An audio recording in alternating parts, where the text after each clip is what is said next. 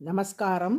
1000 நாமங்கள் 1000 கதைகள் 248வது திருநாமம் அசங்கேயாய நமக. ராமானுஜர் காலத்தில் திருவரங்கத்தில் பராங்குசன் என்றொரு வைணவர் வாழ்ந்து வந்தார்.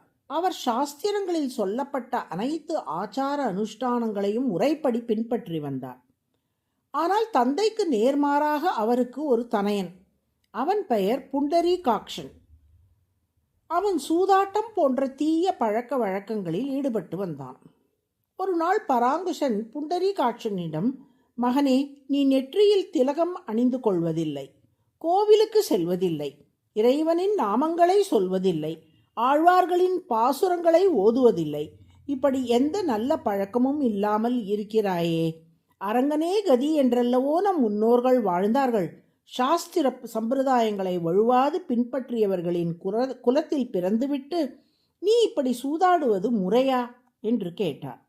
ஆனால் தந்தையின் பேச்சுக்களை மகன் பொருட்படுத்தவே இல்லை. பராங்குசன் தனது நண்பரிடம் தன் மகனின் நடவடிக்கைகளை பற்றி சொல்லி வருந்தினார்.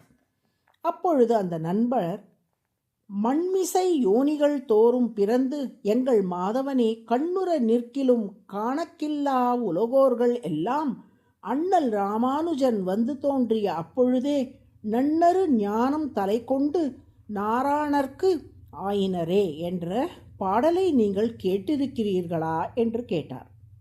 ஆம், இது ராமானுஜரை பற்றி திருவரங்கத்து அமுதனார் இயற்றிய ராமானுஜ நூற்றந்தாதி பாடலாயிற்றே. இறைவனே பூமியில் வந்து அவதரித்து உபதேசித்த போதும் திருந்தாத மக்களெல்லாம் ராமானுஜரின் உபதேசங்களை கேட்டு திருந்தினார்கள் என்று கூறும் பாடலல்லவா இது என்றார் பராங்குசன். உங்கள் மகனையும் ராமானுஜரிடத்தில் அனுப்புங்கள். அவரது உபதேசத்தை கேட்டால் அவன் மனம் திருந்தி விடுவான் என்றார் அந்த நண்பர். பராங்குசனும் தன் மகனை ராமானுஜரின் காலட்சேப கோஷ்டிக்கு அனுப்பி வைத்தார். புண்டரீகாட்சனின் நடவடிக்கைகளை பற்றி ஏற்கனவே பராங்குசனிடம் இருந்து அறிந்து கொண்ட ராமானுஜர் அவனுக்கு நல்ல விஷயங்களை எடுத்து கூறினார்.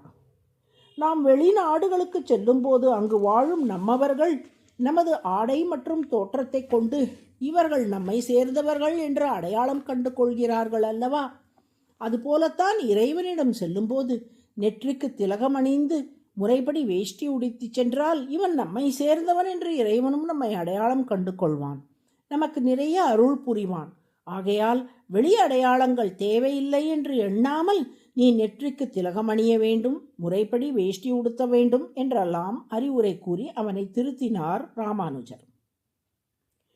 அன்று முதல் வேஷ்டி அணிந்து கொண்டு நெற்றிக்கு திலகம் இட்டுக்கொண்டு தினமும் ராமானுஜரின் காலட்சேபத்துக்கு சென்றான் புண்டரீகாட்சன்.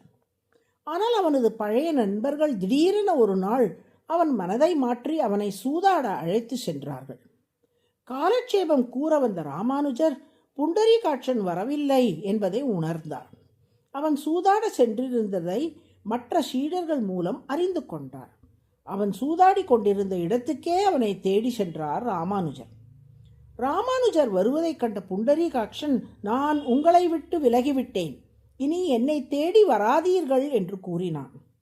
ராமானுஜரோ, நீ என்னை விட்டிருக்கலாம், ஆனால் நான் உன்னை விடுவதாக இல்லை. வா, எண்ணிலடங்காத அனைத்து உயிர்களும் இறைவனின் சொத்து. அச்சொத்துக்களை இறைவனாகிய உடையவனிடம் சேர்க்க வேண்டியது என் கடமை. அதனால் இறைவனின் சொத்துக்களுள் ஒன்று கூட வீணாகுவதை நான் அனுமதிக்க மாட்டேன் என்று சொல்லி அவனை காலட்சேபத்துக்கு அழைத்து சென்றார். தொடர்ந்து ராமானுஜரின் காலட்சேபங்களை கேட்டு புண்டரீகாட்சன் அரங்கனுக்கே அடியவனாகி இறுதியில் முக்தியும் பெற்றான். ராமானுஜர் கூறியபடி எண்ணில் அடங்காத அனைத்து உயிர்களையும் தனது சொத்தாக திருமால் கொண்டிருப்பதால் அவர் அசங்கேய என்று அழைக்கப்படுகிறார். சங்கியா என்றால் எண்ணிக்கை என்று பொருள். அசங்கேய என்றால் எண்ணில் அடங்காதது என்று பொருள். எண்ணில் அடங்காத சொத்துக்களை உடைய திருமால் அசங்கேய, அதுவே சஹஸ்ரநாமத்தின் 248வது திருநாமம். அசங்கேயாய நமக என்று தினமும் சொல்லி வரும் அன்பர்கள் இழந்த சொத்துக்கள் அனைத்தும் மீண்டும் கிட்டும்படி திருமால் அருள் புரிவார். நாராயண நாராயண.